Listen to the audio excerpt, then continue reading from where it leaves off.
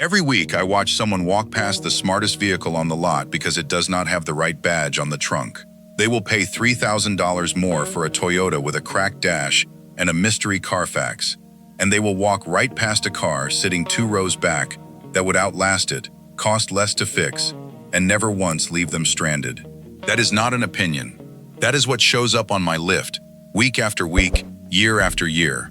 After more than 2 decades around used cars, oil under my nails, transmissions on the bench, I have learned that the vehicles people are most confident about are often the ones that give me the most trouble. And the ones nobody asks about are frequently the ones I would put my own family in without a second thought. Today, I am counting down 10 cars every American should seriously consider in 2026. Not because they are flashy, not because they will impress anyone in a parking lot, but because they are affordable, they are mechanically sound when you buy the right year, and they will not bleed you dry in repair bills. Every single one of these has known weak points, so I am going to tell you exactly what to check, what years to avoid, and who should skip it entirely. Let's get into it. Number 10 is the 2014 to 2016 Buick LaCrosse.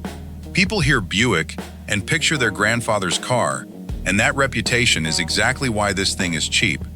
But underneath that unglamorous shell is a 3.6-liter V6 shared with the Cadillac lineup, a smooth 6-speed automatic, and a chassis built to be quiet and comfortable for 250,000 miles. A retired school teacher I worked with almost bought a used Lexus ES for close to $19,000. I showed her a LaCrosse with similar mileage for around $11,000, and she has put nothing into it beyond routine service and a battery. The V6 is naturally aspirated, no turbo lag, no direct injection carbon buildup to worry about. Compared to the Lexus, you get similar ride quality for thousands less, though resale value will not match the badge. In many markets, a clean example runs roughly $7,000 to $12,000. Check the timing chain tensioner for cold start noise, inspect the transmission fluid color, and pull service records for oil change intervals. Who should buy it? Anyone who wants a quiet cruiser and does not care what the neighbors think. Who should skip it? If you need serious winter AWD, confirm that trim specifically, since not every LaCrosse had it. But if you think that one is overlooked, the next one is even more misunderstood. Number 9 is the 2014 to 2017 Mazda 6. Everyone talks about Honda and Toyota sedans, and almost nobody mentions Mazda, even though its Skyactiv engineering was built to maximize efficiency and durability without unnecessary complexity. The 2.5-liter Skyactiv G engine runs on regular fuel, uses a timing chain instead of a belt, and does not rely on a turbocharger. A young mechanic I trained almost bought a Honda Accord for around $16,000. I pointed him toward a Mazda 6 for about $11,000, and 2 years later his only expense was brakes and tires. Compared to the Accord, you get similar driving dynamics and arguably a nicer interior, with somewhat lower resale value. Expect to pay roughly $8,000 to $13,000 depending on condition. Check for rust around the rear wheel wells in snowbelt states. Inspect the infotainment screen for glitches, and check the transmission for smooth shifts under load. Who should buy it? Someone who wants a genuinely fun-to-drive, well-built sedan without paying a premium for a well-known name. Who should skip it? If you live somewhere with heavy road salt, inspect the frame and rear subframe carefully. Number 8 is the 2017 to 2020 Nissan Frontier. This truck looks dated because it is an older platform Nissan kept selling with minimal changes for years, but that is not a weakness. The 4.0-liter V6 and 5-speed automatic are proven and simple, with a solid track record. A customer of mine was ready to buy a used Toyota Tacoma for nearly $30,000. I showed him a Frontier with comparable mileage for about $8,000 less, and a year later he had spent nothing beyond oil changes and one set of brake pads. Compared to the Tacoma, you save real money for very similar reliability, though resale value and ride quality lag behind.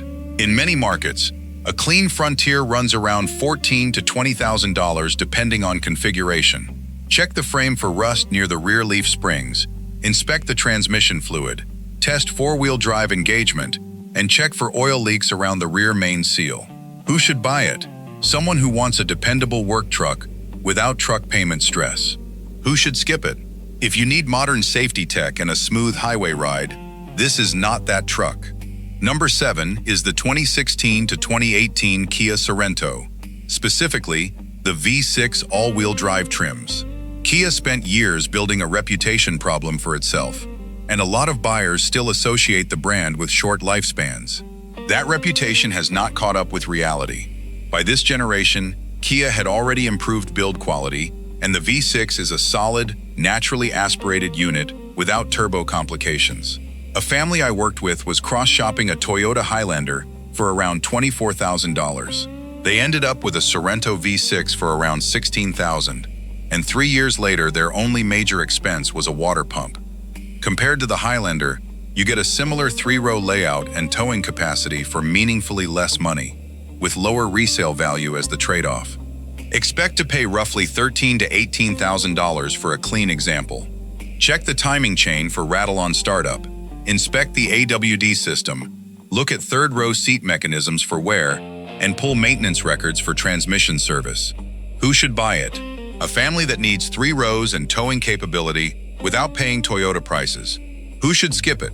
If resale value in 5 years matters more than the purchase price today, the Highlander will hold value better. If this kind of straight, honest, used car advice is helpful to you, go ahead and hit subscribe. I have more videos coming on the vehicles dealers push hardest and the ones that actually deserve your money instead. Number 6 is the 2015 to 2018 Ford Fusion, specifically the naturally aspirated 2.5-liter 4-cylinder, not the EcoBoost turbo trims. Buyers chase the EcoBoost because it sounds exciting on the window sticker, but the non-turbo engine shows up far less often on my list for anything beyond routine maintenance. A neighbor of mine almost bought a used Volkswagen Passat for around $14,000. I steered her toward a Fusion SE with the 2.5-liter for around $9,000, and she has not had a single unscheduled repair in 2 years. Compared to the Passat, you avoid some pricier European maintenance costs, though interior materials are a step below. Expect to pay around $7,000 to $12,000 depending on mileage. Check for transmission hesitation on the 6-speed automatic. Look at brake wear since these cars are heavier than they look, and verify service history for that specific engine. Who should buy it? Someone who wants a comfortable, quiet commuter sedan without turbo complexity. Who should skip it? If you want more power for merging and highway passing, the base 4-cylinder may disappoint you. Number 5 is the 2017 to 2020 Honda Ridgeline. This truck gets dismissed because it does not look like a traditional body-on-frame pickup, built instead on a unibody platform shared with the Pilot. But that shared platform means it inherited Honda's V6 and transmission reliability record, and it drives more like an SUV. A retired contractor I know almost bought a used Ford F-150 for around $32,000 for occasional light hauling. I pointed him toward a Ridgeline for around $22,000, and it has handled every job he actually needed a truck for.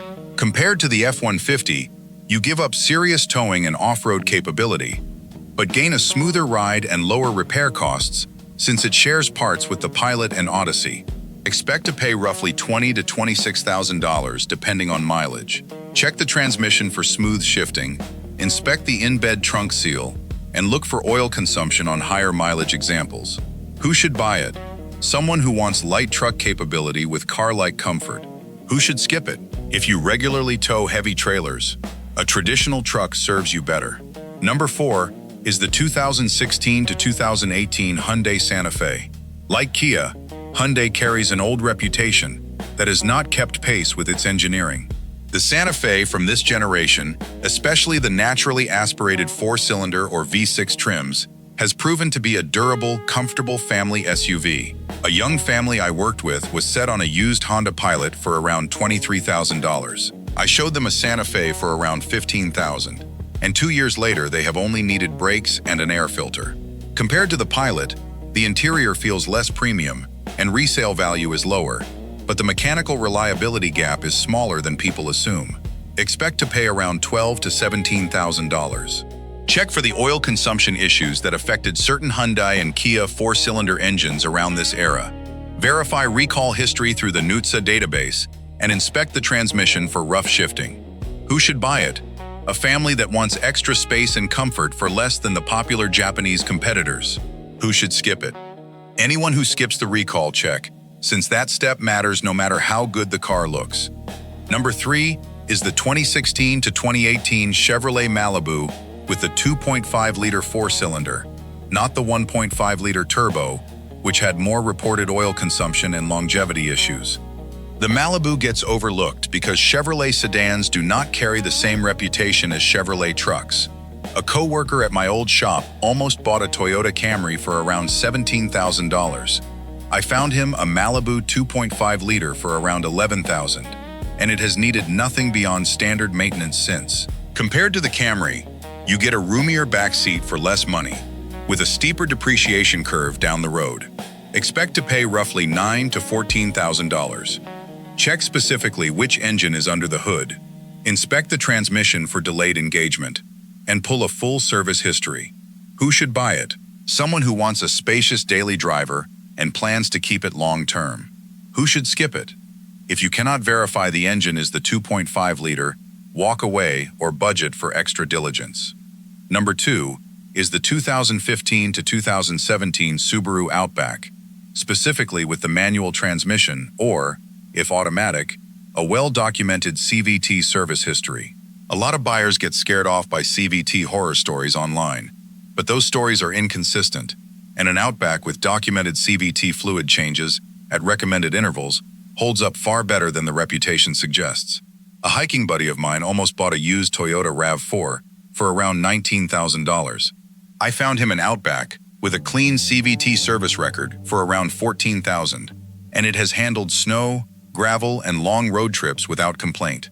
Compared to the RAV4, the Outback offers standard all-wheel drive across every trim and a lower ride height that is easier to get in and out of, while resale value runs slightly behind Toyota's. Expect to pay around $13,000 to $18,000. Check the CVT fluid change history above almost everything else.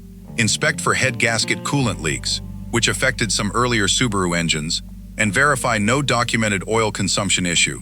Who should buy it? Someone in a snowy or rural area who wants standard all-wheel drive and easy entry and exit. Who should skip it? If you cannot find documented CVT service history, keep looking. That was the safe pick. This next one is the one I would put my own father in. Number 1 is the 2013 to 2017 Toyota Avalon. This is the car I recommend more than almost any other when someone asks me what to buy and keep for the next 10 years. It gets ignored because it looks like an anonymous, oversized sedan that nobody under 60 would choose voluntarily. But underneath that forgettable exterior is a Toyota Camry platform stretched out, with the same 3.5-liter V6 and 6-speed automatic that has a long track record of running past 200,000 miles with basic maintenance. A retired mechanic friend of mine, someone who does not fall for marketing, bought one of these instead of a new Lexus ES that would have cost him nearly $20,000 more. He has put almost nothing into it beyond oil changes, a battery, and one set of tires. The V6 has no turbo, no direct injection carbon buildup concerns, and the transmission is a conventional 6-speed rather than an expensive dual-clutch setup. Compared to the Lexus ES from the same generation, you get nearly identical mechanical components and a roomier back seat for thousands less, with badge prestige and slightly nicer materials being the real difference. In many U.S. markets, a clean Avalon with reasonable mileage can often be found around $11,000 to $16,000, depending on trim, region, and service history. Before buying, check the timing chain for noise, though failures are rare. Inspect the transmission fluid condition. Verify there are no unresolved recalls through the NHTSA database, and check the front strut mounts for clunking noise. Who should buy it? Anyone who wants a smooth, quiet, spacious cruiser that will comfortably run for another decade. This is genuinely one of the best cars for seniors because of its low step-in height, excellent visibility, and simple controls. Who should skip it? If you care about resale prestige or want something that turns heads, this will disappoint you every time. But if you just want a car that starts every morning and never asks for anything beyond oil changes and tires, this is the one I would buy tomorrow with my own money. So there it is. 10 vehicles the market keeps ignoring, but mechanics do not. The Buick LaCrosse and the Mazda 6 are the quiet sleepers nobody considers.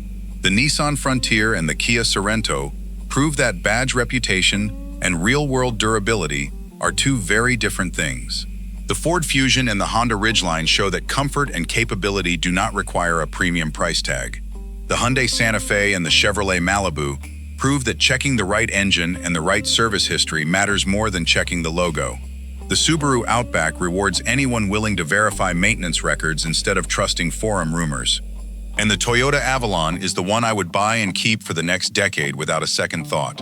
One thing I want to remind you before you go shopping: a neglected Toyota can absolutely be a worse buy than a well-maintained Buick, Mazda, Nissan, Kia, Ford, Honda, Hyundai, Chevrolet, or Subaru.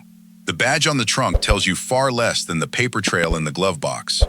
Prices and availability will vary depending on your region, mileage, condition, and local market, so use these ranges as a starting point, not a guarantee.